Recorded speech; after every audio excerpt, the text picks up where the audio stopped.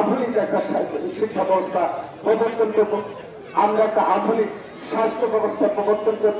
গণতন্ত্রের বার্তা ছিল, সেই গণতন্ত্রের বার্তার বাইরে গিয়ে সমস্ত দলগুলোকে বন্ধ করে দিয়ে বাদশা সৃষ্টি করে কথা বলার অধিকার ছিল, কোন আইনের শাসন ছিল, কিছুই ছিল না। দেশকে ধ্বংস করে ফেলেছিল শেখ মুজিব। তেমনি ফ্যাসিস্ট হাসিনা এই যে ক্ষমতা এসে তিনি 41 বছরে অর্থাৎ 2041 সালের মধ্যে সে এই কর্ম করে বাংলাদেশকে উচ্চ আয়ের দেশ অর্থাৎ পৃথিবীর মধ্যে একটা উন্নয়নশীল দেশ হিসেবে সৃষ্টি করে আইনের শাসন ধ্বংস করে দিয়েছেন। শেখ হাসিনা ঠিক সেভাবে এই দেশটাকে ধ্বংস করে দিলেন।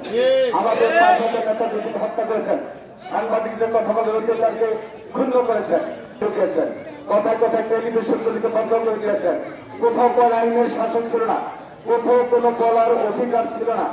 আমি ব্যক্তিগত ভাবেই বলি, এখানে যারা আমি কখনো আমি আমার বাড়িতে এই 16 বছরে 16 দিন আমার বাড়িতে রাত্রে আমি ঘুমাতে পারি না, 16টা দিন পারি না।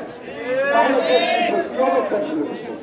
এবং 16টি বছর আমার ঢাকার বাড়িতে আমি এই ঘোষণাপত্র জারি করেছি যে আমরা যদি ক্ষমতায় যাই, এদেশের মানুষ যদি বাংলাদেশ জাতীয় প্রতিষ্ঠা করব, আমরা লেখাপড়া করার জন্য আমাদের একটি আধুনিক একটা শিক্ষা ব্যবস্থা প্রবর্তন করব, আমরা একটা আধুনিক স্বাস্থ্য ব্যবস্থা প্রবর্তন করব, আমরা রাস্তাঘাট উন্নয়নের জন্য একটু বহুমূলত মানুষ রাস্তাঘাট তারা সংস্কৃতির মধ্য দিয়ে তারা একটি সুন্দর সমাজ ব্যবস্থা প্রতিষ্ঠা লাভ করতে পারে।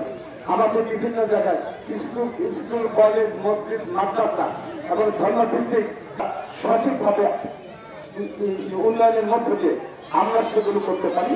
এই সমস্ত কিছু সম্মিলিতভাবে এই 31 দফা, এই দফার মধ্যে আগামী দিনের নির্বাচন